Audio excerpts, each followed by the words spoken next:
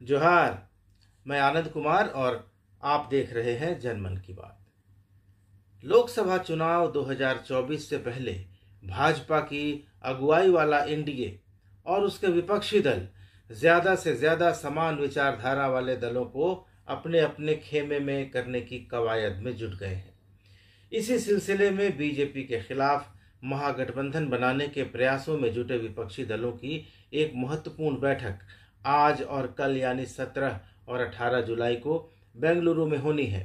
इधर 18 जुलाई को ही भाजपा के नेतृत्व वाला एनडीए भी विपक्षी दलों की बैठक को टक्कर देने के लिए दिल्ली में एक मीटिंग कर रहा है। लेकिन फिलहाल चर्चा इस बात की नहीं है कि इस मीटिंग का आउटकम क्या होगा। चर्चा इस बात पर कि विपक्षी एकता की कोशिशें आखिर कैसे परवान चढ़ेंगी और कई राज्यों में जो दल एक दूसरे से गला काट प्रतिस्पर्धा में लड़ाई में फंसे हैं, वे लोकसभा चुनाव के लिए कैसे अपना मतभेद भुला पाएंगे। और अगर नेताओं ने मतभेद भुला भी दिए तो क्या उनका कैडर और उनके वोटर इस अप्राकृतिक मिलन को स्वीकार कर पाएंगे। चर्चा ममता दीदी और अरविंद केजरीवाल की पार्टियों के साथ कांग्रेस के रिश्तों की भी होगी और झारखंड के 2 उदाहरणों से आपको समझाऊंगा और बताऊंगा कि ऐसे बेमेल रिश्तों का परिणाम अंततोगत्वा क्या रहता है। लेकिन आगे बढ़ने से पहले चैनल को अभी तक सब्सक्राइब नहीं किया है आपने तो ज़रूर सब्सक्राइब कर लीजिए। वीडियोस को ज़्यादा से ज़्यादा शेयर कीजिए और कमेंट करके अपनी प्रतिक्रिया ज़रूर दीजिए। तो शुरू करते हैं जनमन की बात।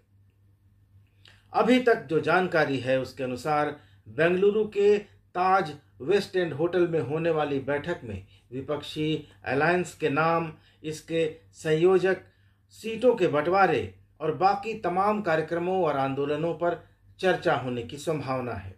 इनके अलावा दिल्ली के अध्यादेश, यूसीसी, महंगाई, विदेश नीति, बेरोजगारी और दूसरे कई अन्य मुद्दों पर मोदी सरकार को घेरने की रणनीति पर भी चर्चा होगी। बेंगलुरु की बैठक के लिए आमंत्रित की गई पार्टियों की संख्या बढ़कर 26 हो गई है। विपक्षी दल इसे और बढ़ाने की कोशिश में जुटे हुए हैं। पहले इस बैठक में पश्चिम बंगाल की मुख्यमंत्री ममता बनर्जी के जाने पर संशय था, उनका ऑपरेशन हुआ है, लेकिन अब खबर है कि वे भी बैठक में शामिल होंगी। न्यूज एजेंसी पीटीआई ने टीएमसी के सूत्रों के हवाले से खबर दी है कि टीएमसी चीफ ममता बनर्जी 17 जुलाई को विपक्ष के रात्रि भोज में शामिल नहीं होंगी क्योंकि उन्हें सर्जरी के बाद प्रोटोकॉल का पालन करना होगा, लेकिन वह 18 जुलाई को विपक्षी दलों की बैठक में हिस्सा लेंगी। आपको बता दें कि इसके पहले पटना में 23 जून को बिहार के मुख्यमंत्री नीतीश कुमार और उप मुख्यमंत्री तेजस्वी यादव की मेजबानी में विपक्षी दलों के बीच बैठक हुई थी। इस बैठक में 15 विपक्षी पार्टियों ने हिस्सा लिया था। इन बैठकों का उद्देश्य, इनका मकसद नरेंद्र मोदी के नेतृत्व वाली मौजूदा सरकार के खिलाफ लोकसभा चुनाव के पहले दमदार विपक्ष तैयार करना है और मोदी और उनके गठबंधन को तीसरी बार सत्ता में आने से रोकना है। लेकिन क्या विपक्षी एकता स्थापित करना इतना सरल काम है? इसे 2 उदाहरणों से समझते हैं। पटना बैठक के बाद केंद्र के अध्यादेश को लेकर कांग्रेस के रुख से केजरीवाल काफी नाराज दिखे थे। बैठक के बाद उनकी पार्टी आम आदमी पार्टी ने एक प्रेस नोट भी जारी किया था और अध्यादेश पर कांग्रेस की चुप्पी के कारण उसके इरादों पर संदेह भी व्यक्त किया था। सभी जानते हैं कि अरविंद केजरीवाल की राजनीति कांग्रेस के विरोध से ही शुरू हुई थी। अभी भी हकीकत यह है कि वह कांग्रेस का वोट तो आसानी से काट लेते हैं, लेकिन बीजेपी के वोट में आम आदमी पार्टी और अरविंद केजरीवाल बिल्कुल भी सेंध नहीं लगा पाते। 2023 में दिल्ली में वह कांग्रेस की सरकार गिराकर ही मुख्यमंत्री बने थे और 2022 में पंजाब में भी उन्होंने कांग्रेस को सत्ता से बाहर कर अपनी पार्टी की सरकार बनाई थी। दिल्ली में कांग्रेस का वोट शेयर 2008 के 40% से घटकर 2020 में 4% पर आ गया। कांग्रेस के सारे वोट आम आदमी पार्टी को मिले, वहीं भाजपा के वोट शेयर में कोई खास अंतर नहीं पड़ा। 2020 में तो भाजपा के वोट शेयर करीब 6% बढ़ गए। भाजपा को 2015 के 32% वोटों के मुकाबले 2020 में 38% वोट मिले। पंजाब में भी ऐसा ही हुआ। आम आदमी पार्टी को 2017 के मुकाबले 18% ज़्यादा वोट मिले और कांग्रेस को 15.5% का नुकसान हुआ। इसके बाद गुजरात विधानसभा चुनाव में आम आदमी पार्टी को करीब 13% वोट मिले और कांग्रेस को करीब 14% का नुकसान हुआ। नतीजा यह हुआ कि कांग्रेस 77 से घटकर 17 सीट पर आ गई। इस बार कांग्रेस विधानसभा में मुख्य विपक्षी पार्टी भी नहीं बन सकी है। इसके अलावा गोवा में आम आदमी पार्टी की वजह से कांग्रेस को नुकसान हुआ। वहां आम आदमी पार्टी के कारण चुनाव में माहौल त्रिकोणीय हो गया। इसके अलावा मार्च 2022 में पंजाब में आम आदमी पार्टी की सरकार बनने के बाद से लगातार कांग्रेस नेताओं और पूर्व मंत्रियों पर विजिलेंस की कार्रवाई चल रही है। कांग्रेस के पूर्व मुख्यमंत्री चरणजीत सिंह चन्नी समेत करीब आधा दर्जन पूर्व कांग्रेसी मंत्री विजिलेंस के घेरे में हैं। जांच के दौरान कांग्रेस के कई पूर्व मंत्री जेल भी गए, बाद में बेल पर बाहर आए। विजिलेंस के तौर तरीकों पर पंजाब की विपक्षी पार्टियां लगातार सवाल उठा रही हैं और आरोप लगा रही हैं कि जिस तरह केंद्र की मोदी सरकार विपक्षी पार्टियों को दबाने के लिए ईडी और सीबीआई का दुरुपयोग कर रही है, उसी तरह पंजाब में भी आपकी सरकार विजिलेंस का मिसयूज कर रही है। अभी कुछ दिनों पहले मुख्यमंत्री भगवंत मान ने खुद एक प्रेस कॉन्फ्रेंस की थी और इसमें उन्होंने पूर्व मुख्यमंत्री चरणजीत सिंह चन्नी पर एक खिलाड़ी से नौकरी के बदले 2 करोड़ रुपए रिश्वत मांगने का आरोप लगाया था। इसके बाद दोनों में काफ़ी तू मैं हुई थी, काफ़ी तकरार हुई थी। पंजाब में अभी कांग्रेस और आम आदमी पार्टी के बीच इतनी ज़्यादा दूरियां हैं कि गठबंधन तो दूर, उसकी बात भी शुरू करना काफ़ी मुश्किल है। तो ऐसे हालात में कोई समझौता होता भी है तो क्या वह अप्राकृतिक नहीं होगा? और क्या आम आदमी पार्टी और कांग्रेस का कैडर या उनके वोटर ऐसे किसी आपसी समझौते का आदर करेंगे, सम्मान करेंगे? इसे आगे झारखंड के 2 उदाहरणों से समझेंगे, लेकिन बात फिलहाल ममता बनर्जी की करते हैं। पश्चिम बंगाल में बीजेपी के खिलाफ टीएमसी, कांग्रेस और वाम मोर्चा क्या एक साथ आ सकेंगे? ऐसी उम्मीद कम ही लगती है। अभी राज्य में त्रिस्तरीय पंचायत चुनाव में तृणमूल कांग्रेस को तीनों स्तरों पर प्रचंड बहुमत मिला है। ऐसे में ममता बनर्जी 2024 के लोकसभा चुनाव के लिए कांग्रेस के प्रति अपना रुख नरम करें, ऐसी थोड़ी सी भी संभावना फिलहाल नजर नहीं आ रही है। मुख्यमंत्री ममता बनर्जी ने चुनाव नतीजे आने के बाद कांग्रेस को कड़ा संदेश दिया। उन्होंने कहा कि राष्ट्रीय स्तर पर गठबंधन पर चर्चा चल रही है, इसलिए हर किसी को कुछ भी कहने के पहले सोचना चाहिए। अगर आप यहाँ मुझे गालियाँ दोगे तो मैं वहाँ आपकी पूजा नहीं कर सकूंगी। अगर आप भी मुझे उचित सम्मान देंगे तो मैं उसके बदले सम्मान दूंगी। ममता बनर्जी ने कहा कि पश्चिम बंगाल में कांग्रेस का सीपीएम के साथ समझौता है और इसके चलते उसको समर्थन देने का कोई सवाल ही नहीं है। प्रदेश कांग्रेस के अध्यक्ष अधीर रंजन चौधरी ने दावा किया है कि पश्चिम बंगाल में कांग्रेस और बीजेपी समान राजनीतिक प्रतिद्वंदी हैं। राजनीतिक पर्यवेक्षकों का मानना है कि ऐसी हालत में कांग्रेस और तृणमूल कांग्रेस के बीच चुनाव पूर्व अंडरस्टैंडिंग बनने की एकमात्र संभावना तभी हो सकती है जब नई दिल्ली में कांग्रेस का आला कमान पार्टी की राज्य इकाई पर इसी तरह की सहमति के लिए दबाव डाले।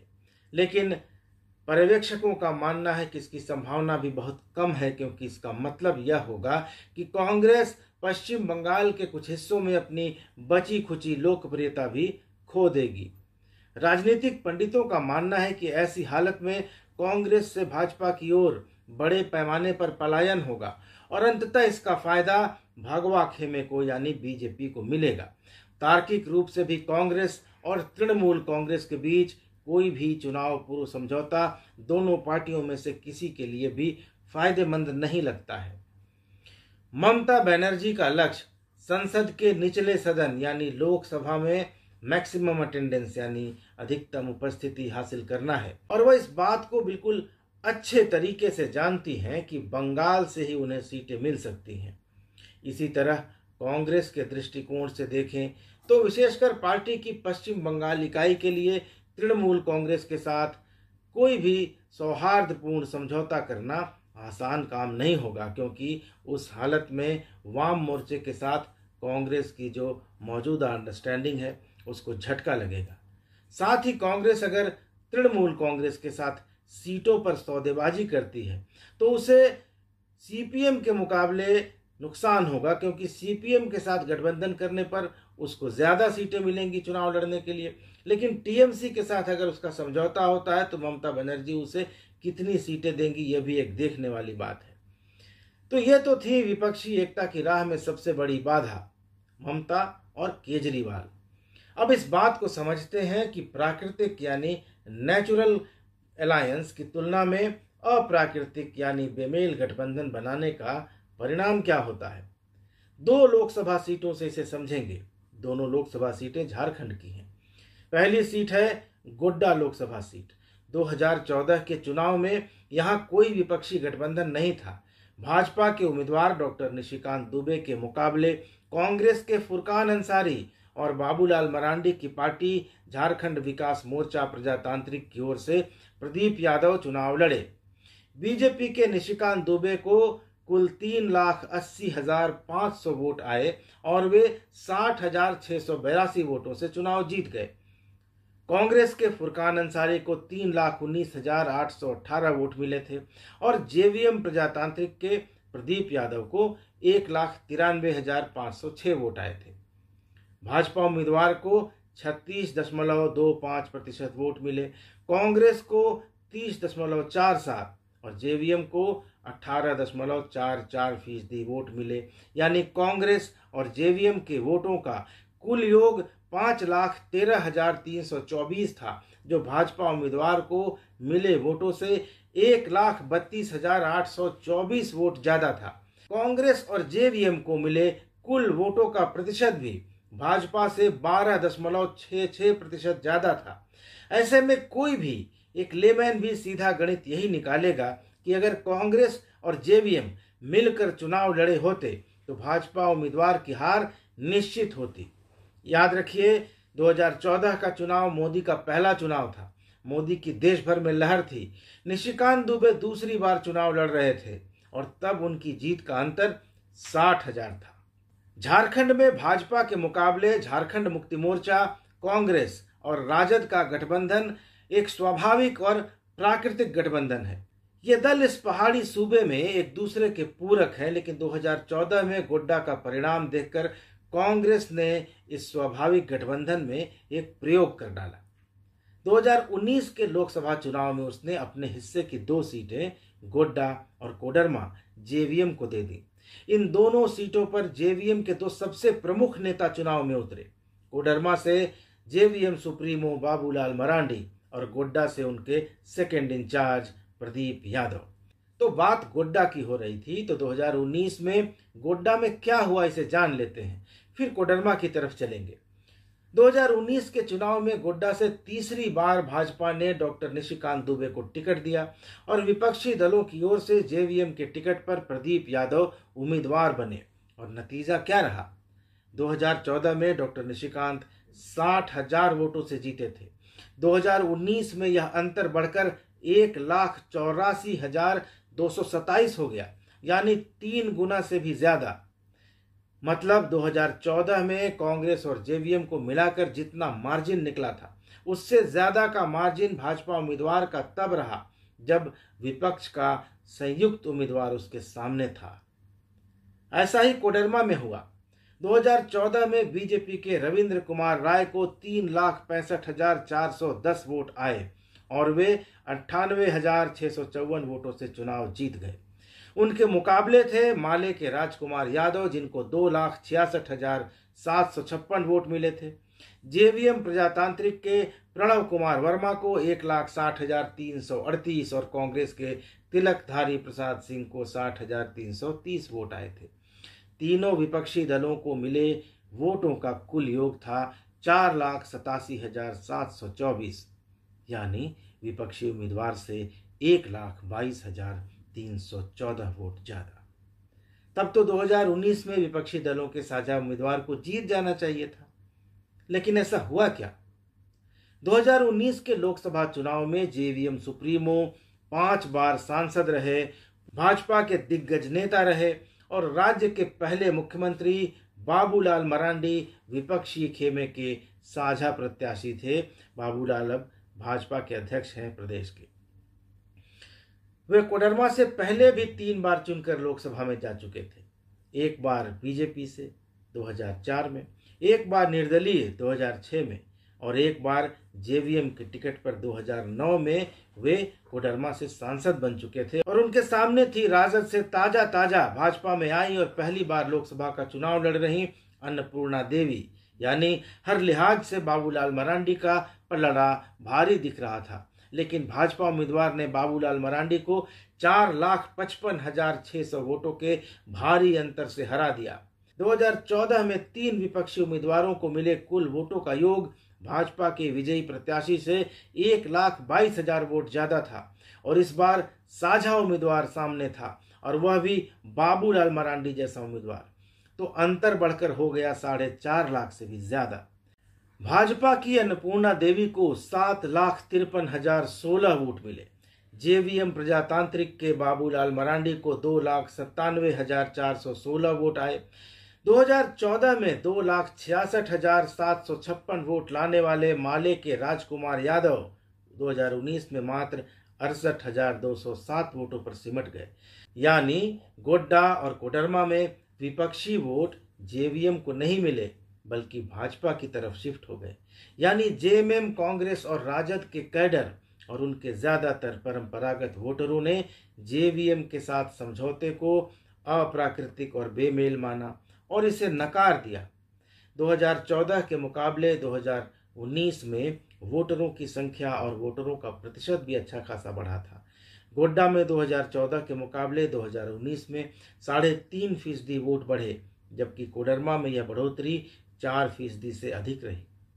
तो भले ही किसी मजबूत दुश्मन को पछाड़ने के लिए या खुद को मजबूत बनाने के लिए विपरीत विचारधारा वाले दलों के नेता मंच पर चढ़कर गले मिल लें, समझौते कर लें, मगर जमीन पर इन पार्टियों का कैडर और उनके वोटर इस समझौते को अक्सर स्वीकार नहीं करते। ऐसे में अब यह देखना दिलचस्प होगा कि 18 को बेंगलुरु में विपक्षी एकता और उसी दिन दिल्ली में एनडीए में शामिल दलों का शक्ति प्रदर्शन चुनाव में उन्हें कितना फायदा पहुंचाता है। क्या विपक्षी एकता बनेगी और एनडीए के लगातार तीसरी बार सत्ता में आने के इरादों में पलीता लगाएगी, या भाजपा के नेतृत्व वाला एनडीए लगातार तीसरी बार सत्ता में आएगा और मोदी लगातार तीसरी बार प्रधानमंत्री पद की शपथ लेकर इतिहास रचेंगे? ये तो वक्त ही बताएगा। आपको ये वीडियो कैसा लगा कमेंट करके जरूर बताइएगा। वीडियो को शेयर कीजिएगा ज़्यादा से ज़्यादा, चैनल को सब्सक्राइब कर लीजिएगा। मिलेंगे अगले वीडियो में, तब तक इजाज़त दीजिए। धन्यवाद, नमस्कार।